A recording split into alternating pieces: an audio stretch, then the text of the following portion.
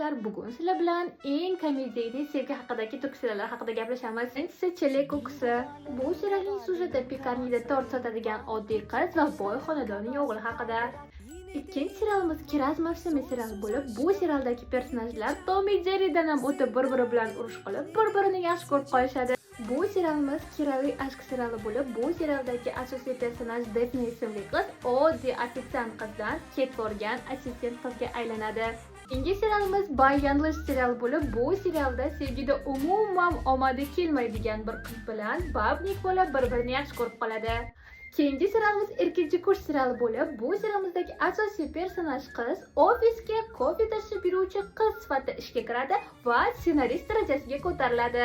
Keyingi serialimiz Baxt o'yini seriali bo'lib, bu serial sevgi va hayotda umuman omadi kelmaydigan qizning sarguzashtlari haqida. Keyingi serialimiz Sendan daha go'zal seriali. Bu serialning asosiy personajlaridan biri oddiy qishloqda poliklinikada ishlaydigan qiz vrach katta klinikaga Istanbulga ishlagani keladi. Ikkinchi serialimiz Dunay seriali bo'lib, bu serialimiz talantli oshpaz qizning sarguzashtlari haqida.